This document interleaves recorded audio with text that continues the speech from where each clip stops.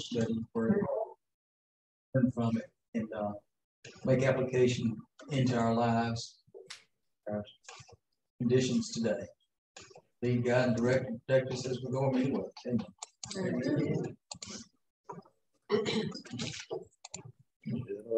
Talk about tough lessons. Just we drop back to Isaiah, and we have the fall of Babylon, and it's an interesting chapter. So I thought first I would look at some things. It's hard not to reflect on Sunday school lesson and not think about all the things that we're going through in our world today. Because, you always look back like in Babylon, you think how bad things are. Watch the news and think how bad things are. So I don't. How many of y'all watched? The president gave us a talk this week. I did just excellent. I thought he did a good job. And one of the things that the president made in thinking about our gun issues was this term. Y'all remember this one? No more. All right. I thought first we'd look at some scripture. It's not in the lesson today, to tie this and this together. So let's hope it works, right? All right. Let's go to Luke 22.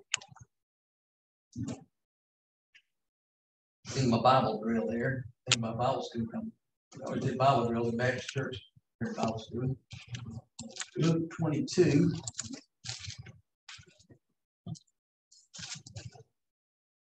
Luke 22:47. While he was speaking, a crowd came up, and the man who was called Judas, one of the 12, was leading them. He approached Jesus to kiss him. But Jesus asked him, Judas, are you betraying the Son of Man with a kiss? When Jesus' followers saw what was going on, they said, Lord, should we strike with our swords? And one of them struck the servant of the high priest, cutting off his ear. Which one was that? Yeah. But not in this book, right? This book doesn't identify. But one of the Gospels does identify. It's Peter. That's correct. But Jesus answered, no more. No more of this. And in Luke only, he touches the ear and heals it. No more of this. Then I read on this. It says, then Jesus said to the chief priests, the officers of the temple guard, and the elders who had come for him, am I leading a rebellion that you have come with swords and clubs? Every day I was with you in the temple courts, and you did not lay a hand on me. But this is your hour. And I also want to think about this, too, in terms of the world in which we live. When you see, we've dealt with the pandemic, we're still dealing somewhat with the pandemic. Ukraine is being decimated by Russia in its eastern portions. And in America, just every day, you almost hear of another shooting. I mean, just what a judge got shot. Last night. Yeah, I mean, it's every day. In Atlanta, it's every day almost. Every weekend, for sure. May not be mass shootings, but shootings. So, but this is your hour, he says to them, when darkness reigns. And you can't help but feel like we're living in a time when, whether you like it or not, there's still light. But darkness is really, if you want to equate darkness with evil, which I think is what this scripture is doing here, when evil still reigns. I mean, look at what a country's done. Russia just invading people and just killing them, killing people in churches, schools, hospitals. That's horrible. But then look at what people do in America, killing each other. So just remember Jesus' words there, no more of this. And then if you look at Matthew 26:52,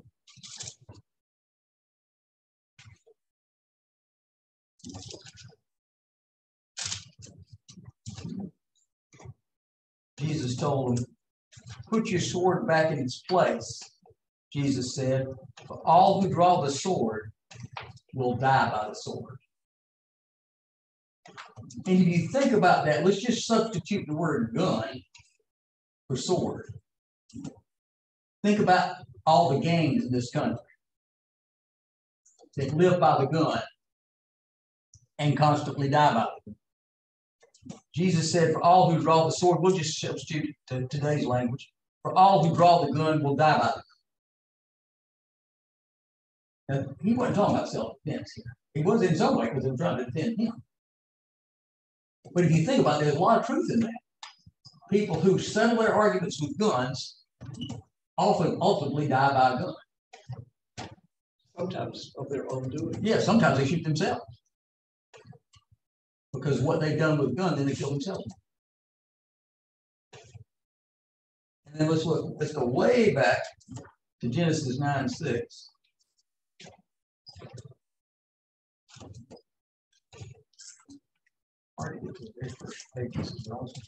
There we go. This shows way back how the people felt then and interpreted how God felt about human life. Whoever sheds the blood of man, by man shall his blood be shed.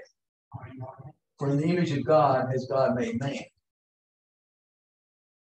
So the thing that I think that I interpret from that is life is so special that you dare not kill another person. If you do, it's going to cost you your life. You can't live here with us peacefully if you're going to kill somebody. You can't have that attitude. So that goes back to Genesis. So, all right, now let's look at Isaiah 47. Oh, I had it marked. Just what? I no longer have it marked. Pulled it when I split the page. Oh, fortunately, Isaiah is a really big book, and I'm already there.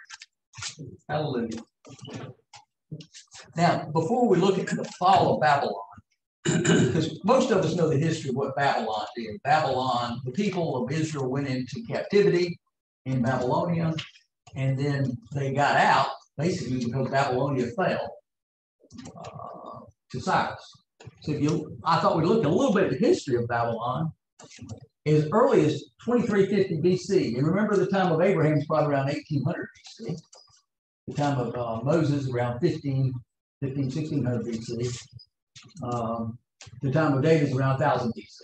Okay, so think about those times. This is the first code of laws that they had in Babylon, and then they really became a lot more powerful under Hammurabi, and he reigned for 45 years. And in 1772, they put together a code of Hammurabi's laws. You could ever see them. You can see a lot of the Old Testament laws in the Hammurabi law. So laws were already being developed as early as here, and of course Egyptians had laws too. And then in 539 BC, Babylon finally fell. Now that area still had different, they had the Persians, the Assyrians, and different. The Seleucids, who reigned in that area, but Babylon basically was gone. I mean, it's still over there now. The same area is there. So let's see what in Isaiah, what we have to say here that Isaiah the prophet. It says, "Go down, sit in the dust, virgin daughter of Babylon. Sit on the ground without a throne, daughter of Babylonians. No more," there's those words again, "no more will you be called tender or delicate. Take millstones and grind flour. Take off your veil. Lift up your skirts, bare your legs, and wade through the streams.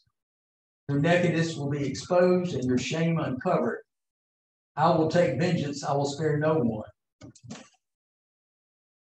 Now, who is this that's talking here according to the writer? I will take vengeance, I will spare no one. He's speaking for God, right? It's interesting because the people, the Babylonians went. You can read this a couple of ways. I never had really thought about it this way. God, you look, the people of Israel looking, that God punished them, and their prophets punished them by sending them to Babylon. The Babylonians could have treated them really nice. they didn't overall. I don't know how bad they treated, but they didn't overall. So now God's going to punish them for what they did to his people and free the people back up. So you think about that every time any power has a chance to be good to God's people and they don't do it, they've missed their chance. They stand in God's way and then they could fall victim to the same thing the Babylonians fell victim to. In the big scheme of things. So it says here, our Redeemer, the Lord Almighty is his name, is the Holy One. Sit in silence, go into darkness, daughter of the Babylonians. No more will you be called Queen of Kingdoms. I was angry with my people and desecrated my inheritance. I gave them into your hand, and you showed them no mercy. Even on the aged, you laid a very heavy yoke. You said, I will continue forever, the eternal queen. But you did not consider these things or reflect on what might happen. Now then, listen, you wanton creature, lounging in your security, and saying to yourself, I am. Think of Genesis when you hear the two words I am in the Bible. And there is none besides me. I will never be a widow or suffer the loss of children. Both of these will overtake you in a moment on a single day. Loss of children and widowhood. They will come upon you in full measure. In spite of your many sorceries and all your potent spells, you have trusted in your wickedness and have said, no one sees me. Your wisdom and knowledge mislead you. When you say to yourself, I am, and there is none besides me. Disaster will come upon you, and you will not know how to conjure it away. A calamity will fall upon you that you cannot ward off with a ransom. A catastrophe you cannot foresee will suddenly come upon you. Keep on then with your magic spells and with your many sorceries, which you have labored at since childhood. Perhaps you will succeed. Perhaps you will cause terror. All the counsel you have received has only worn you out. Let your astrologers come forward, those stargazers who make predictions month by month. Let them save you from what is coming upon you. Surely they are like stubble. The fire will burn them up. They cannot even save themselves from the power of the flame. Here are no coals to warm anyone. Here is no fire to sit by. That is all they can do for you. These you have labored with and trafficked with since childhood. Each of them goes on in his era. There is no one. There's not one. There's not one that can save you. Babylon was doomed.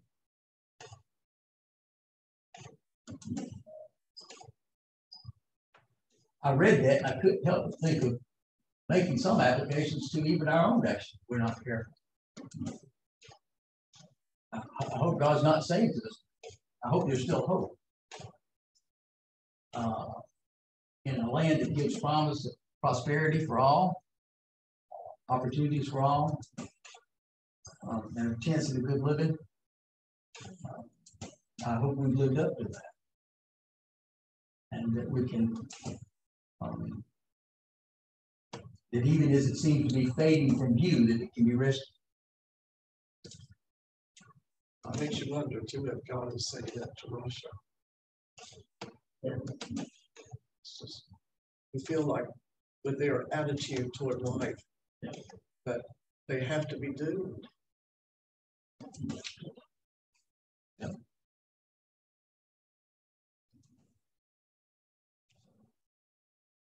The thing of it is, whether it's in Russia or America, if you look at what Jesus said, you look at what God said in the Bible, God doesn't care what evil is, he doesn't tolerate it. He does not tolerate it. He doesn't understand when people who follow him, Jesus, tolerated evil or participated.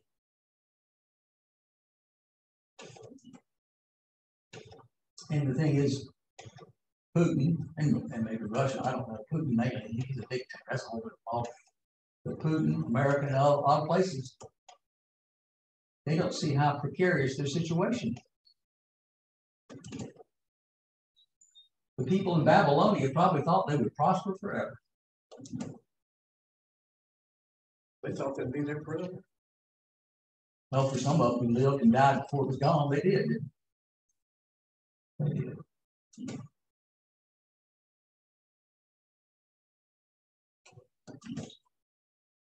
There are some things we can do to make things better again, but we got to be sure we do.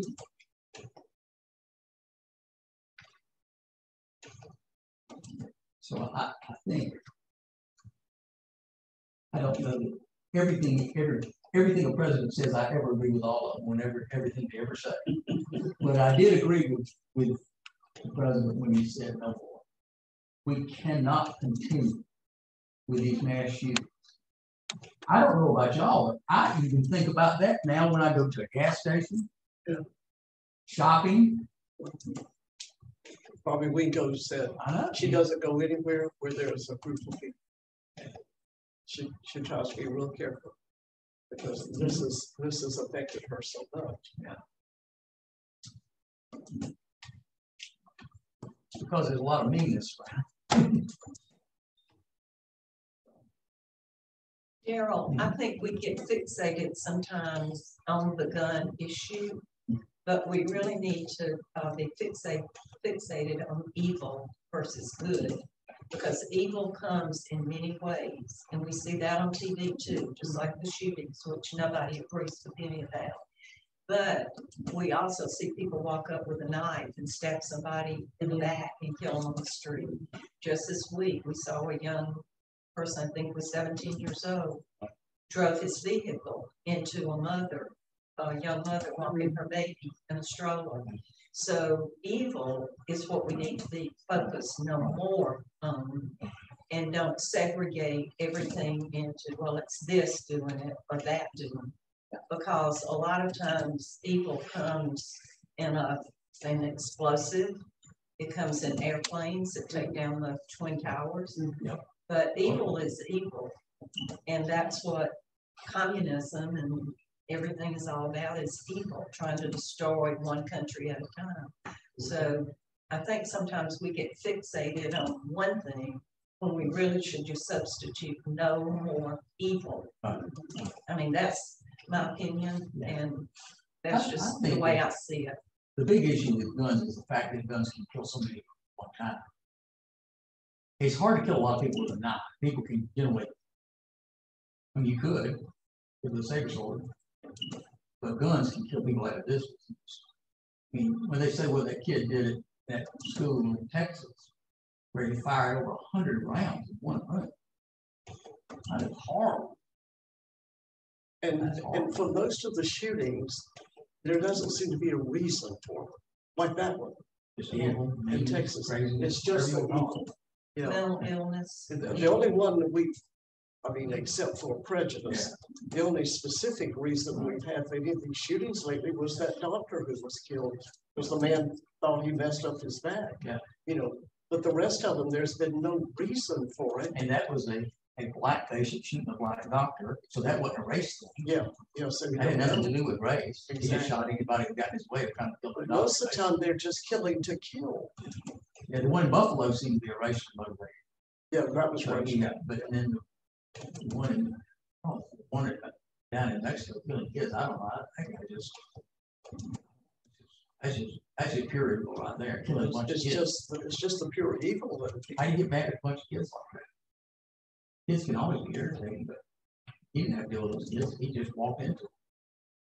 And back in the 50s, we had more control over evil because more people went to church. Yeah. And, if you got caught for DUI, bankruptcy, or divorce, you were looked down on. I know there was a person in Phoenix City, Alabama, from a Baptist church, went to Las Vegas He came back, they threw him out of church. Just for going to Las Vegas. He was a deacon. He was a deacon. Now, I worked for Perkins in the University Department of Agriculture, and he was like an elder, Methodist Church. He had to sign a piece of paper. He would not visit a store, alcohol, restaurant, alcohol, or shop in a large. He had to sign a paper. Wow. Methodist Church. Yeah. You know, times have changed. Yep. There was still a lot of evil back in those days too. Yeah, Think there about the Tulsa Everybody's getting massacre. away from church. Well, not as much in the 50s. You ready to go back? Yes. Do I now? You ready to go back to the 50s? Well, I gotta think about that.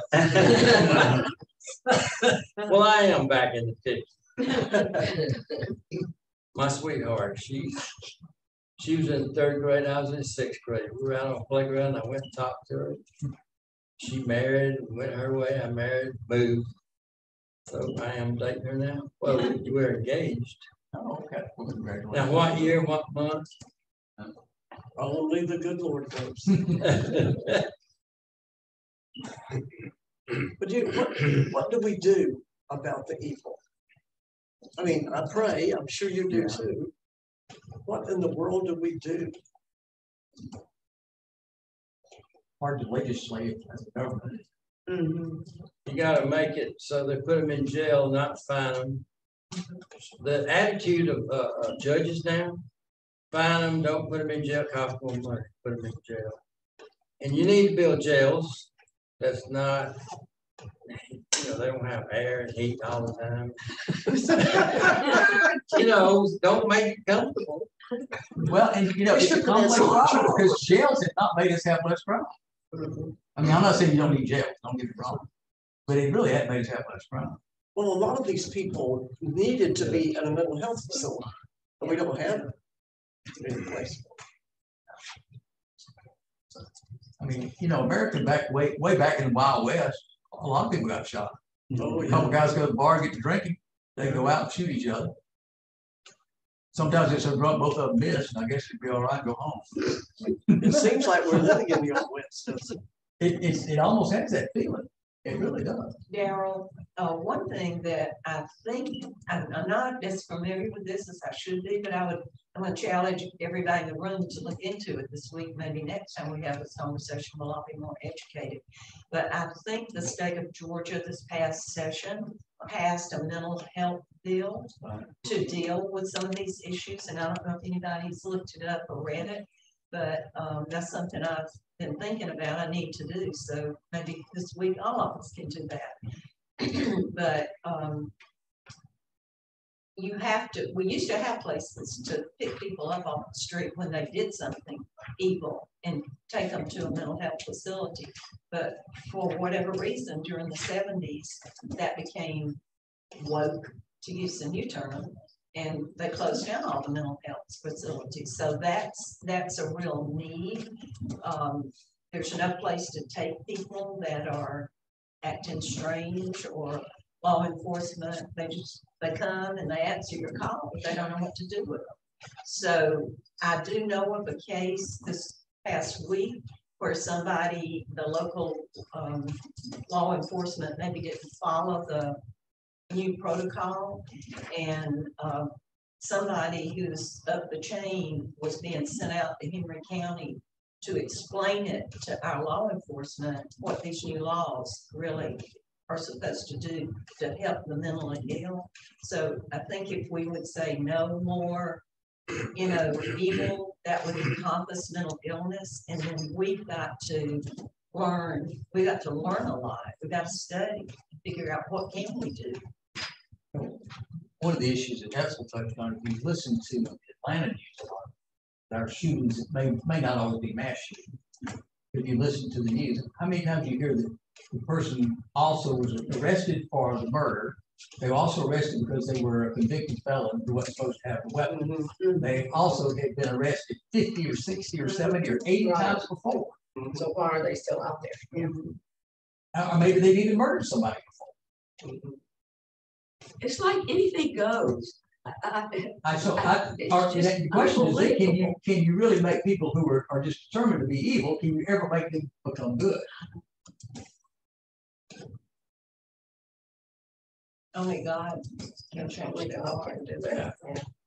I remember when I was at Medical College of Georgia, we had a wing where we took care of criminals.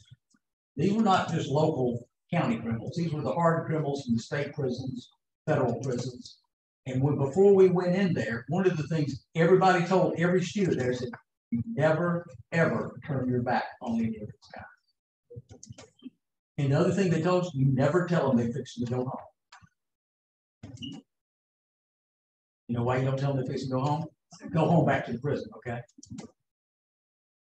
Oh, Doc. Oh, I got this thing, you gotta check it out, Doc. I need some x-rays.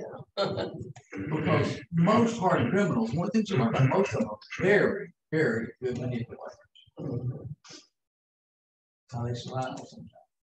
Well, like the gang guy. I mean, those are two things they told us don't ever do. With the guy that's arrested now that was part of the gang, he protested.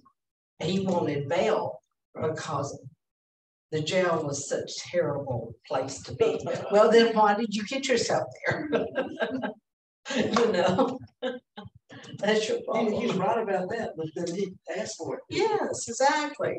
I'm sure that there are probably people who go to jail come out and do better.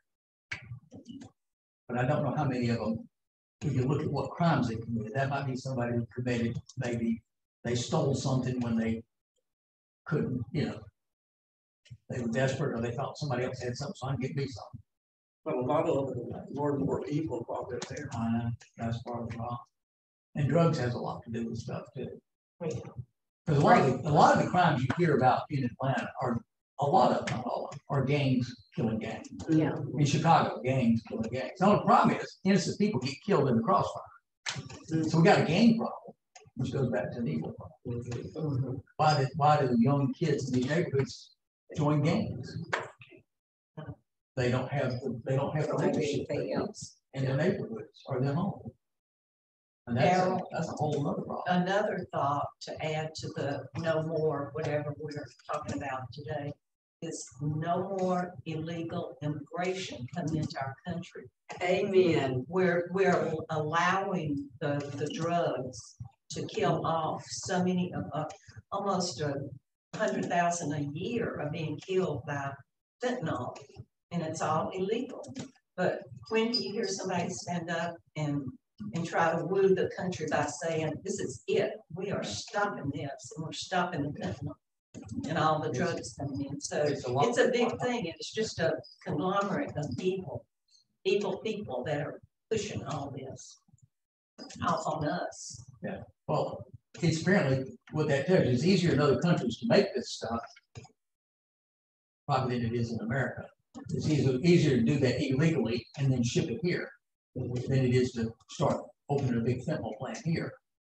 But that's a whole other set of problems. We've got to watch the borders. Yeah. I also believe we need to, and this has been going on for a long time, we need to make it easier for good people to legally immigrate. They changed laws. We need to make it easier where good people who want to come here for a better life can do so. Make it stricter to come into the United States. Right. All I gotta do is change the law, but they can't get together. So Yeah. They try to. It's a one-upsmanship thing. It's just terrible. Well, I have some Yeah, friends that fish. immigrated here legally, and it cost them thousands and thousands and thousands of dollars It's too for their hard. family. It's hard. And they're good people. I mean, they're professional people. Yeah. They are, you know, it's sad. And then they're looked at on the street as, okay, so why are they here? And we don't know when people come in, if they're good people or bad people. I mean, if they're bad people, their government's not going to tell us. They want us to take them, so they don't have to. Talk about evil. When I graduated from high school in 1960, I went to 2 different high schools. one in Phoenix City, Alabama, one in Atlanta. Everybody was normal, graduated. They could read, write, subtract, they could sit in their desk and study. They just thought, Now, school, now kids, you got these special classes, they can't sit in a chair, they have ADD, they have this. Now, 1962, the scientists went to President Kennedy and said, you need to stop exploding nuclear weapons in the atmosphere because baby teeth are loaded with radiation. You know what radiation does? Makes you glow in the dark. So Kennedy got the world to go underground nuclear. Roundup, drugs, alcohol, and hormones, antibiotics. You used to turn your water on, you could get a glass of hormone. little stretching, a little bit. I don't know if we need Esmo in charge. I changed Only in Phoenix City. But you know, You sure you grew up in a normal area?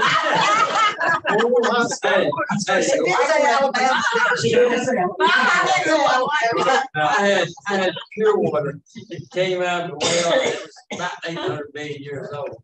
It had to go through sand and seashells. Yeah. When the ocean covered.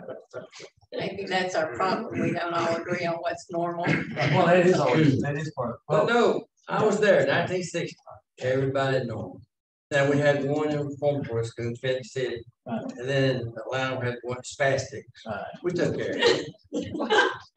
I mean, you know, now these mamas says, "You think my son is taking drugs when he takes, you know, ADD medication or what?"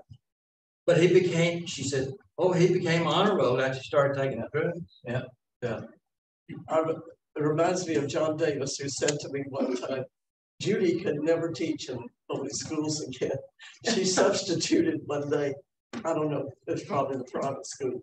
But anyway, she had to give a test, and this kid wasn't taking the test. And Judy said, why aren't you taking the test?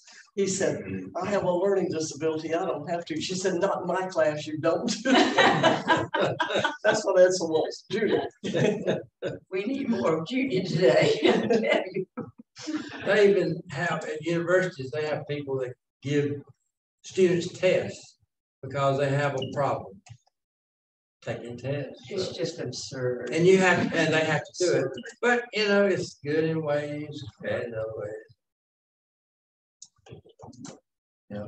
I think one of the biggest problems in our society is the breakdown of family, and there's not a father in the households, and that's been kind of glorified. And oh, she's a single mother. That child is missing out on something. And a lot of times that is not by choice. Yes, I was a single mom because of a murder of my husband. Yeah. And it's terrible. Yeah. That was in '87. Yeah.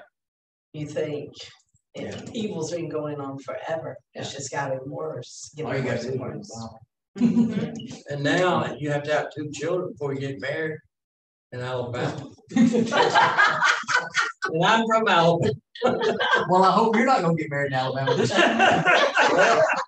They stopped Under those rules. Now, let me add this. Where are you gonna get your children for the next marriage? Let me add this. How old will your kids be? Now, you can have common law marriage. You could have common law. You could have common law marriage in Alabama until 2017. They did away with it. Dadgummit. So it's a good thing you came back to see us. You could be a little loaded up here. That just taught us we didn't want to immigrate to Alabama, didn't Yep. I wish it was funny. It's just funny. No, but our nation has a lot of problems, and as you can see, they're very complex. Yeah. And very complex because even in the context of this room, we don't all look at the problems and identify the problems the same. It's very complex. I think one of our problems right now is right now we rely a lot on some of the guidance from the government. Our political parties are just so divergent. that there seems to be no middle ground to agree on anything. They don't want to. They Well, don't we need to. seem to. We need to. Yeah, it's like they're not there to do the will of the people, they're there to compete with each other. We need Yes, more, That's it. we need more character and integrity in politics. Yeah. In the world. Well, The we're whole just world. permeated with evil from Yeah. all directions. Permeated. Well, one of the things that you see in Babylon is basically God said, no more. That's where you're gonna be. You're not gonna be. Boom. Next. You know, Biden said the other night, enough, enough. And I thought, I wonder if that's what God's saying. Yeah. I think he's been saying that long. And I think another thing I have heard Biden say, we're better than this. America should be better than this. And we should work together to be better.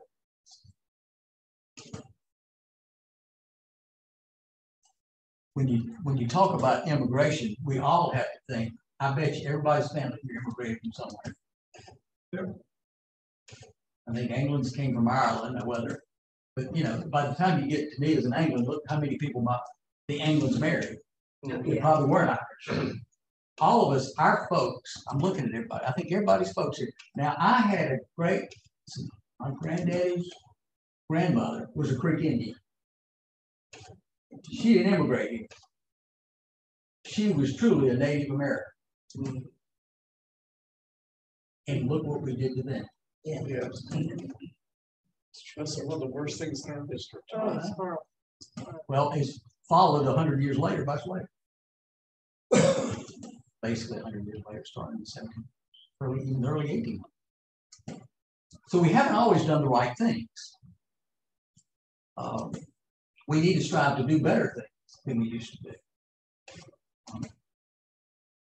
We need to try to be getting better as a country. And it is harder to work together when we will become more diverse. Whether that's politically, ethnically, racially. It's harder, it's more challenging. But you got to do it somehow. Because America is a very diverse country. And instead of dividing ourselves along political party lines, we need to divide ourselves along lines of integrity. Do what is right. But everybody has a different idea of what's right. That's a major problem too. I was reading an article that was talking about just Americans in trust. He was comparing just statistics. Back some years ago, how many people, when they went out, carried a gun with them? Most of them didn't think they needed to be safe to go to their store, to their church, or to their school. Flip forward to now, how many people actually carry guns when they go? How many women have a gun in their pocketbook? How many people have a gun in the car or truck or strapped to their belt? Not me. Okay, not that. Not everybody does. There's still probably more that don't than do. I don't have to do it in my house. Yeah, but there's more people now that probably do want to keep a gun in their house. If you bump into somebody, you better say, excuse me. If you what now? If you bump into somebody, you better say, excuse me. You might need to duck. That's what happened to O'Reilly's. O'Reilly's, Right. that's what they say. Yeah. O'Reilly employee shot a customer. Yeah. Because the customer didn't say, excuse me. Oh, That's what was on the news. I heard. yeah. That's stupid. We've got a low level of feeling disrespected too. You know? Yeah. Scary. And Sticks yet- and stones may break my bones. Nowadays, it's not. Sticks and stones will make me shoot you. Yeah. Basically, if you throw sticks and stones at me, I'll shoot you. Be done with. I don't know what these people are thinking. If you kill somebody and you get caught, you're going to jail. I guess they just don't care at the time. I don't. That makes sense to me. How do we get love back into our nation and our neighbor? You know, and maybe we just got to try to do it one person at a time. and just keep preach it from the pulpit, teach it from Sunday school, teach it from the classroom. I'm not Our sure. politicians need to show some love each way. Mhm. There's not much love going on sometimes when you listen to them talk. But church attendance has dropped below 50% than what it was in the 50s. Our parking lot's not very full anymore. No. Our church attendance dropped. The pandemic has hurt churches a lot. But I think a lot of the other things going on, there's so much evil in the world. I mean, I don't know. You think that might drive people back to church, but it doesn't seem to. It's like my niece taught fourth grade, and she said it was one of those days when the kids were just not behaving like they should. And this little girl came up to her and said, "Miss Polk, these people need Jesus." And that's the truth of the world, isn't it? Daryl, I know I talk too much, but occasionally I have a little story that fits right in with what we're talking about. And I shared this with Diane and Don this week because we ran into each other out and about. But when I was running for mayor, one of the places I went into was a African-American black barbershop. And the guy that owned it said, it's the hair, and he knew I was older. When I introduced myself from then on, he calls me Miss Judy. So he said, "Miss Judy, are you going to be one of those people that comes and asks us for your vote, and we vote for you, and we don't ever see you again?" And I looked at him and I said, "Keith, see this face? See this hair? You better remember it because I'm going to be back a lot." Well, they happened to be in the barbershop spaces near Cannon Cleveland in that shopping center with the Herbal Planet, which, because I take no meds, that's where I get my vitamins or herbs. And so I'm over there a lot. And not every time I'm there, but every 2 or 3 times I'm there, I go in to see Keith. So I know Keith, the black barbers, and I know their customers, because at one time or another, some of the customers have been in there when I've been in there. And so I went by to share something with him the other day. And when I left, he was so happy. And I left and I got in my car and I thought, it's hard to explain how when you're a single woman of 80, just turned 80, how all these people who are ethnically different. But you know what? In my eyes and in Keith's eyes, there is no difference. Because he knows he can trust me. I know I can trust him. And if somebody tried to harm me around there and I blew my whistle, I promise you that whole barbershop would come out and help me. So I think part of our issue is that we've got to reach out to people that maybe are ethnically different than us, wherever we are, and invite them to church. Yeah. And when we invite somebody to church that looks a little different than us, maybe from a totally different part of the world, it is amazing that they look at you like, "You would really want me to come to your church?" And our job is to convince them, yes, we want you to know Jesus at our church. Come to our church. One of the things, Judy, that troubled me when I was a teenager, growing up in the Baptist church, it troubled me because we were very big at sending missionaries across the world into the depths of Africa. And yet, if a black person that lived 2 blocks down from the church wanted to come to our sanctuary, they wouldn't let me. And I'm like, now that just doesn't make good sense. Something not right about it. I mean, that's hypocritical to do it both ways. Well, I agree 100% that a lot of times it's easier to write a check than to have to deal with it. Yeah. But all the lovely people that come to our church that might be a little bit ethnically different than us, I think most of them would say, "I feel loved there."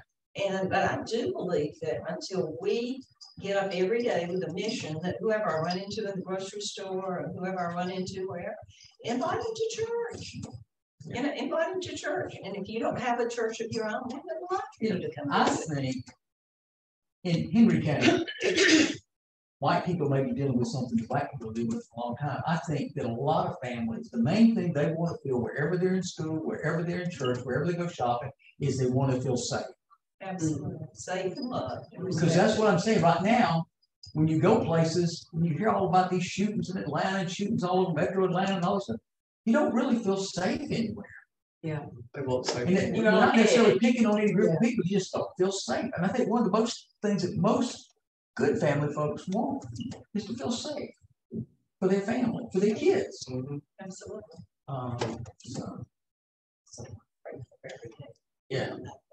I'm praying for my kids to be safe. Bruce, I'm gonna turn this off. He told me about one of his friends. I don't know. Let me stop the recording. Okay, you can. Does that stop the recording? No, I will. Okay. Yeah, let me let you stop. Let me find it.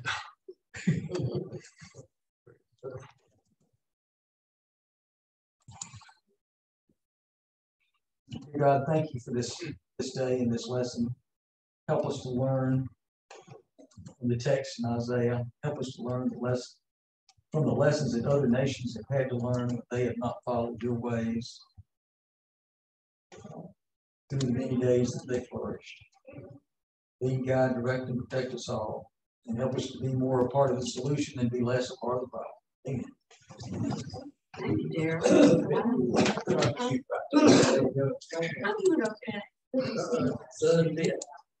Well, I'm glad you worked us into your schedule, buddy.